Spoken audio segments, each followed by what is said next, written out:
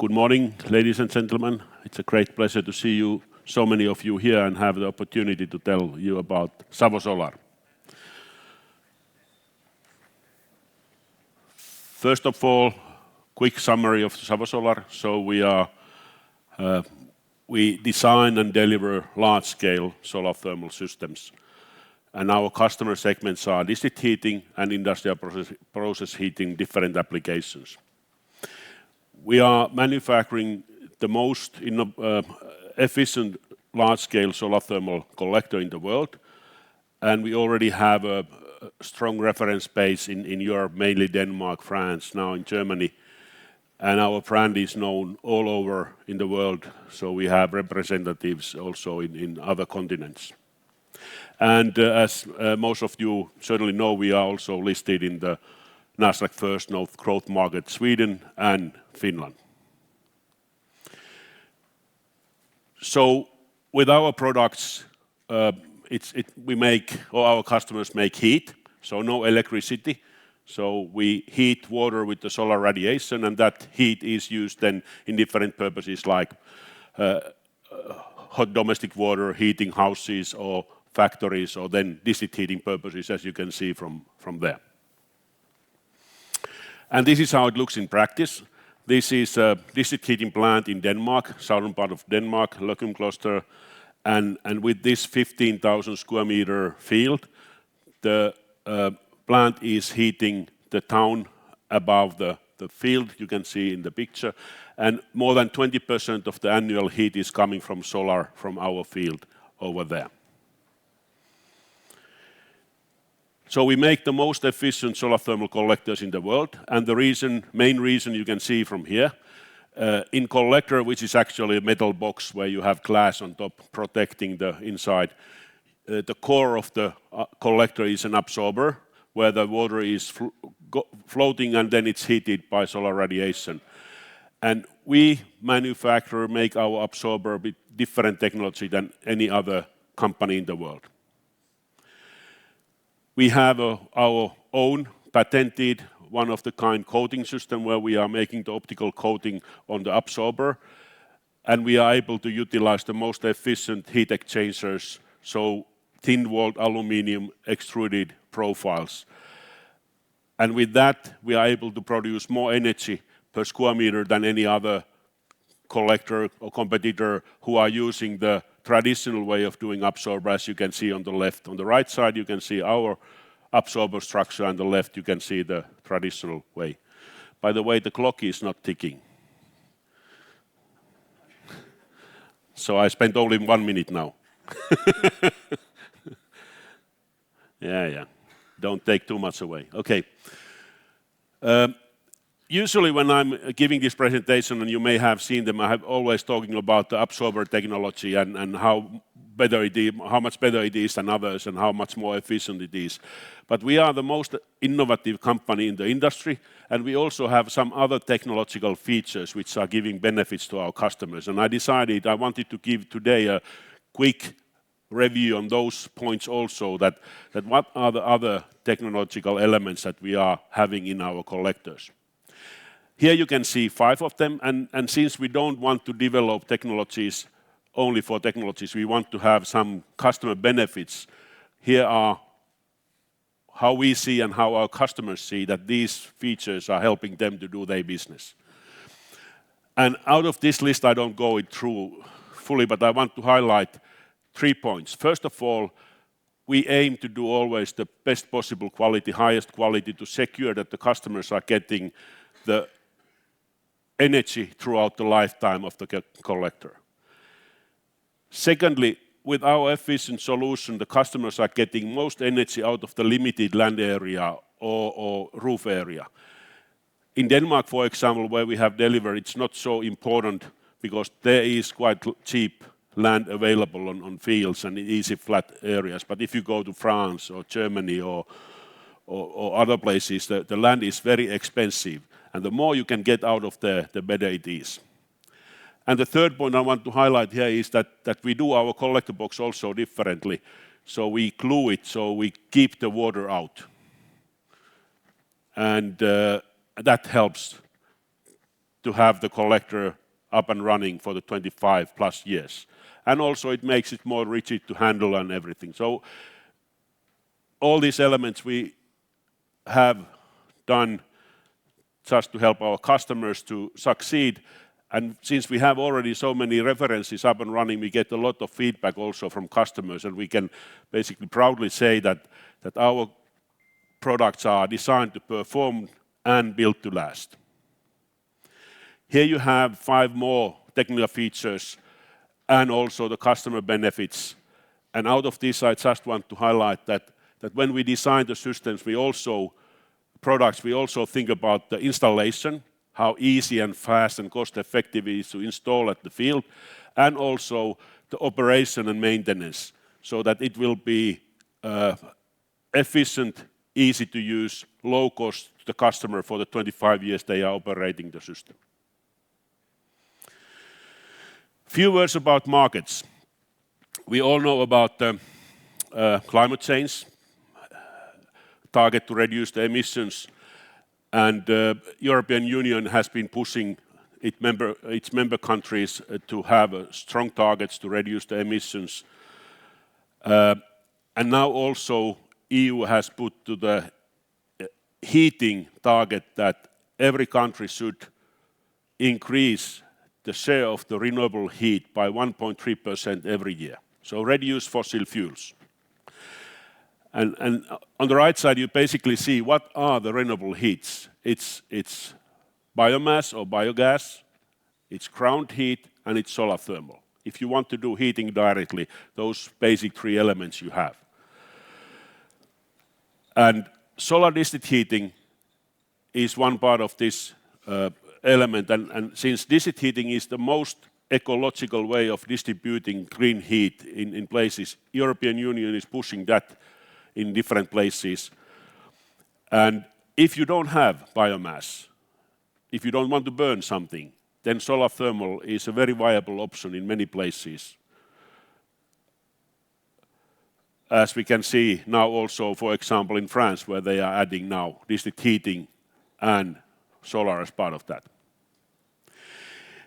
This picture I have shown in many of my presentations, I still show it because it's one of the best pictures I've seen in last years to explain from district heating point of view where we have been and where we are going. So we started on the left, high temperatures, burning gas, oil, coal. And now we are moving towards lower temperature district heating, and then more and more towards renewable energies, where you don't basically use fossil fuels unless you really have to. You can burn something, you can burn waste, you can burn biomass, but also it will be more and more like energy system where you have different type of energy sources instead of one big plant. It will be localized and it will be sort of hybrid systems in the future. And solar thermal will be in an important role on this big picture, wherever you have the land area to put the collectors. So the first market slide was made by the International Energy Agency Task 55 working group. They are working on the solar heating and cooling all together. And this is also made by them, and this is sort of solar district heating put in a 2 axes. So size of the systems and the technological readiness of installing and utilizing large-scale solar thermal systems. And you see that in the top right corner you have countries like Austria, Germany, Denmark, and Sweden, who would have at this moment the best possibilities to utilize, get the benefit out of the large-scale solar thermal systems. There are a lot of emerging markets in Europe, but also elsewhere. I just heard last week that there is in USA, people are looking now large-scale solar thermal as part of the district heating. So it's a nice thing happen over there. China is now installing the first large-scale systems in both in northern and how to say, western part of the country. And the potential is really huge. And their technological readiness is also growing very fast. And China, as you can see also from the slides, this is showing where you have subsidy systems available for renewable heating.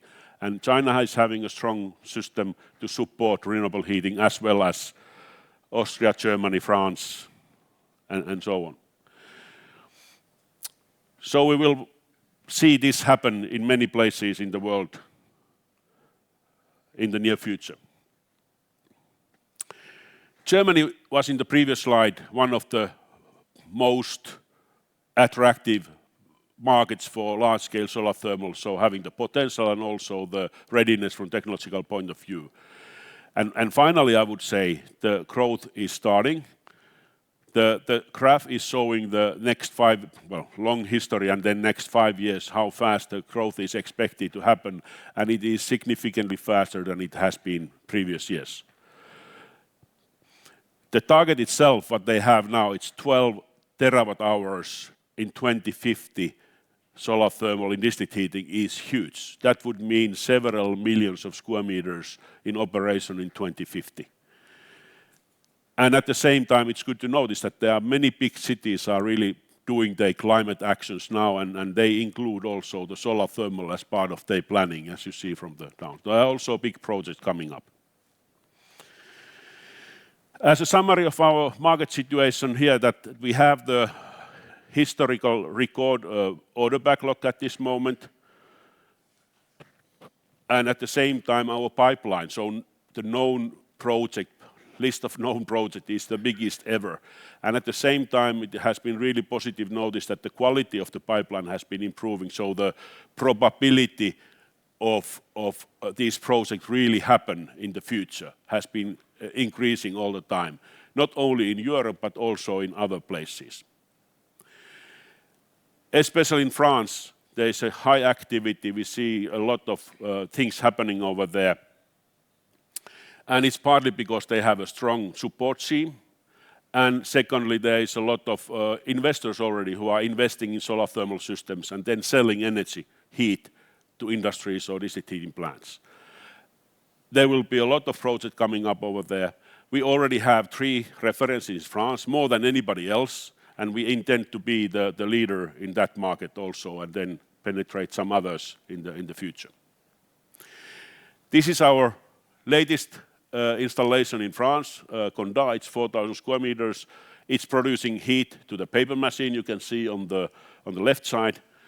And it is on a tracker, so basically you follow the sun and get more energy from the limited land area.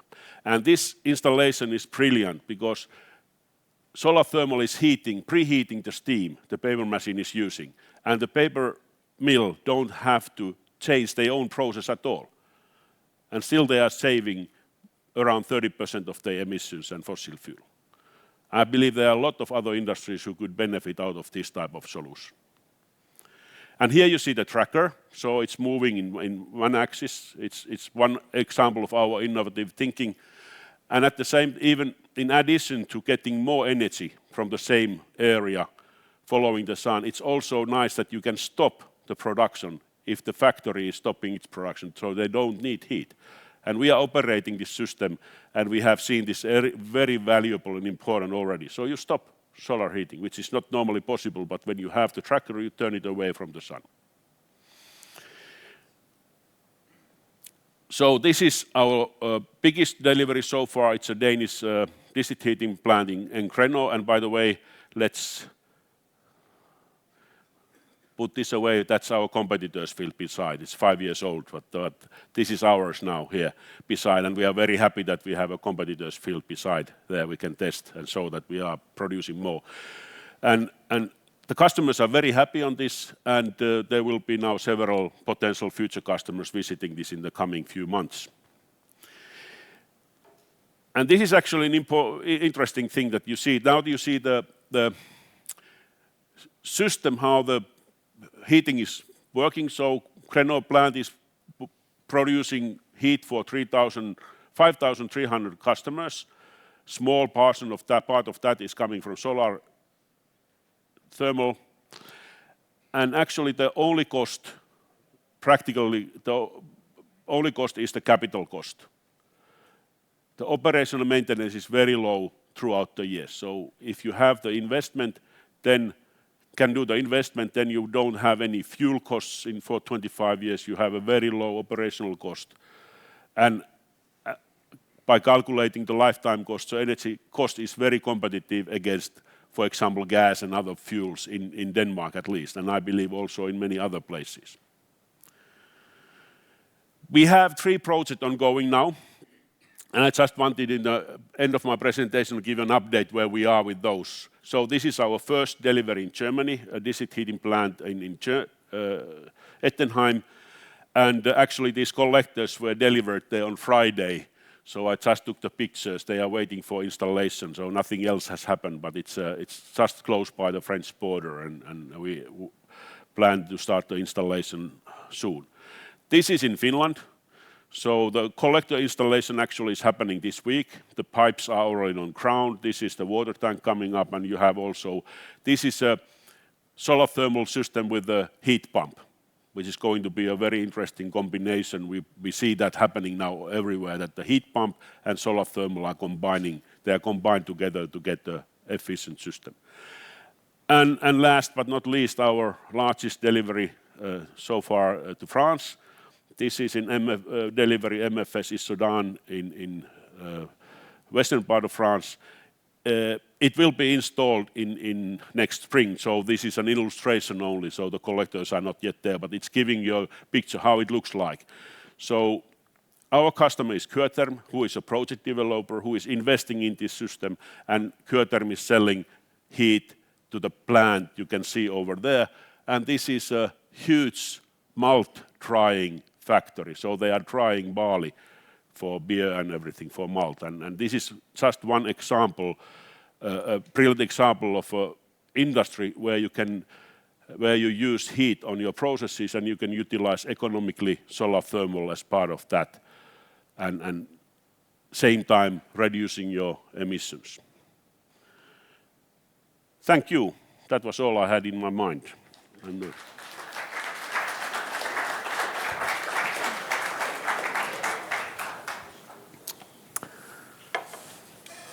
Thank you very much, Jari. Very interesting. Oh, was it my microphone? Yeah. But it's still working, I can hear. Here it is. So, China. Yes. Big market. Yes. What's happening in China? Overall, from your perspective, but also from a market point of view. So China is struggling with dirty air, climate. We all have seen that in several times, not as bad as India now, but still it is. And the government is doing a lot of actions to reduce that. They are investing heavily in renewable energies in different aspects. They are actually investing in everything in renewable. And in solar thermal, they are pushing now in the northern part and also in the western part where you have land, but you don't have the infrastructure for energy. So they are investing quite heavily, supporting and also investing in solar thermal. There are first large-scale systems coming up in Tibet and also in the Xinjiang in the northern part of area. And the potential is seen huge, also from the industrial side.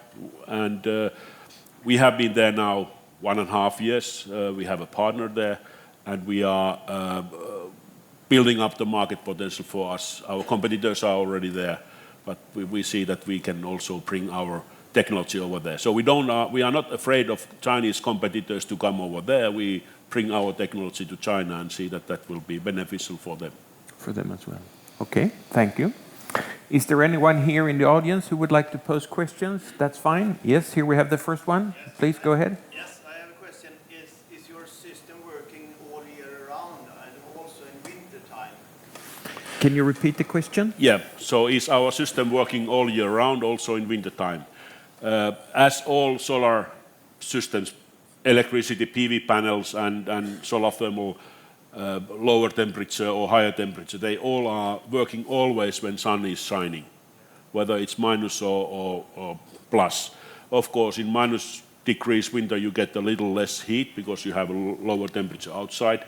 But otherwise, yes, they are working also in winter. But if it is a dark and rainy day, then you don't get so much solar radiation. So the solar radiation is fair in that sense. Whenever sun is shining, you get energy. So, but if it is not shining, then you don't get. Then that's why you always have to build some kind of hybrid systems. Okay.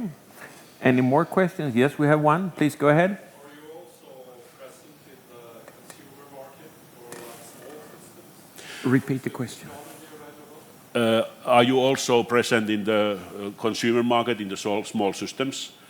We started actually in 9 years ago, actually almost 10 years ago. We started with the small systems, and we did that few years. We have sold actually to 18 countries, including Japan and South Africa, our small collectors. But since our collector is the most efficient, so it's not the cheapest one. So when you have a single home house, you have a couple of collectors on the roof, it's not so important whether you get 20% more or less energy if you have only a good quality product. So we were focusing in the large-scale systems because in industries, every single percentage is important. So we are now focusing only for large-scale systems for industrial users, business to business. Thank you, Jari. Any other question? Yes, go ahead. Could you maybe comment a little bit about the lawsuit? All right. Repeat the question. Yes. Could you give a comment about the lawsuit? Yeah, so we have in France, we have a case against a company called Sunti SAS. They are claiming we have, broken the law in the contracts, and we feel that it's not the case. So that's all we have published, and that's all what we can say. And as we have now published last week the timing, so end of January, the written round is ending, and then the court is defining the possible verbal hearings. Okay, thank you. Any other questions here from the audience? Yes, go ahead, please.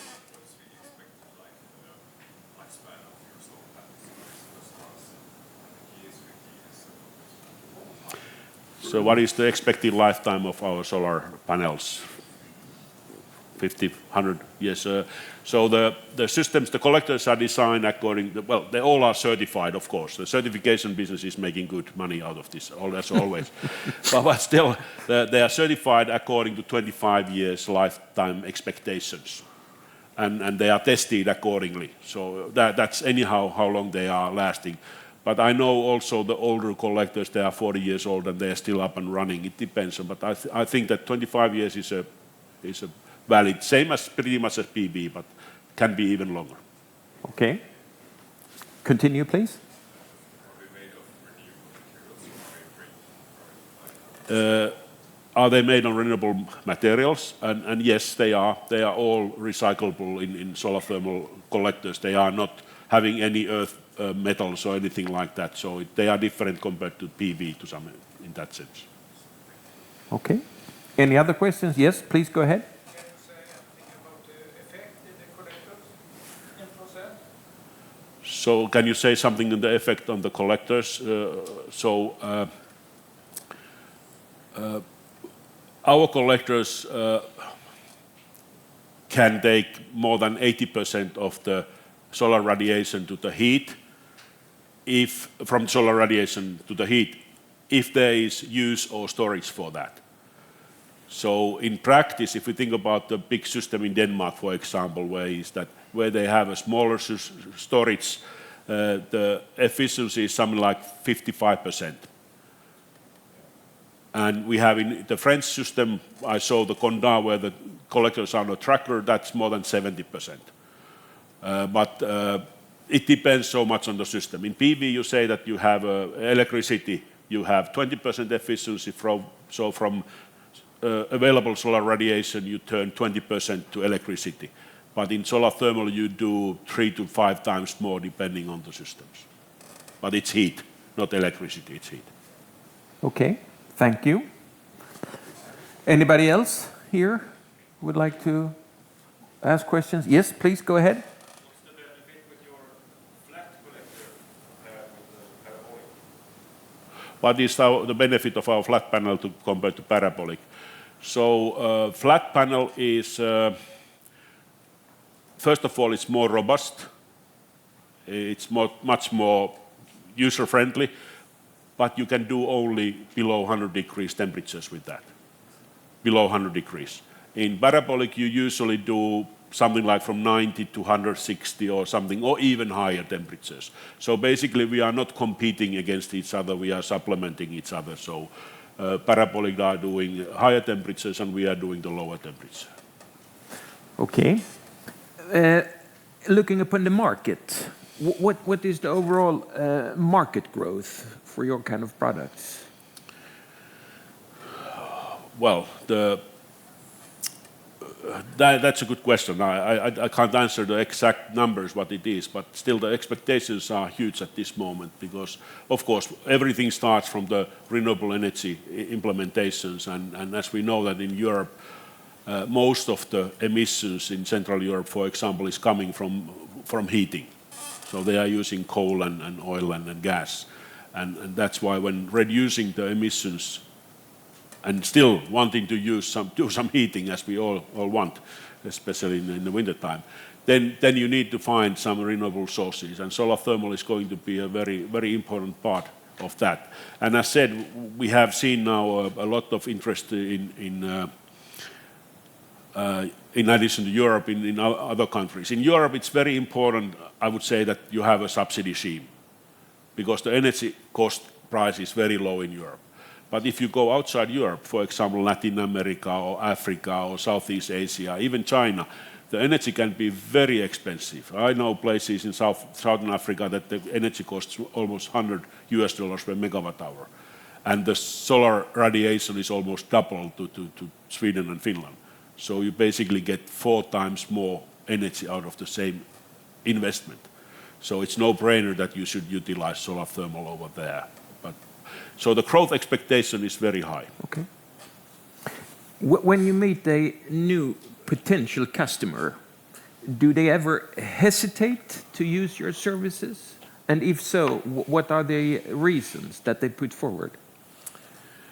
Of course, first of all, they hesitate whether solar thermal is the right one or they should do something else, and that's always the case. And in some cases, solar thermal and solar is not the best. Then you do something else. Then, of course, we are from Finland. Especially in the beginning, it has been a bit struggle to tell that, yeah, the best solar thermal collectors are coming from Finland. Finland, where? Do you have sun? You have only winter and polar bears. So that has been one starting point. And then, of course, we are a small company. So it's always, when you talk about, for example, this MFS in Sudan, who is a huge international mouth-drying company, they are looking at, is this company able to deliver? And so far, we have had these discussions with several customers, and so far we have been able to convince them, and we have been able to deliver, and we have a good track record in that customers are very happy of our delivery. So it's yes, that happens. That happens, yeah. Okay, thank you. Any more questions from the audience here? Okay. Short question to you then. Money. It takes money to run the business. Do you have enough money? Yes. Good. And yes, as you all know that if you follow that, we have had in springtime we have a share issue, and now the warrants after that will be striking end of this month. So we have money and we are looking for more money, and the thing is also that the projects are big. And the cash flow during the project is going up and down, and many times we have to find ways to be able to finance our operations for a month before the customer money is coming.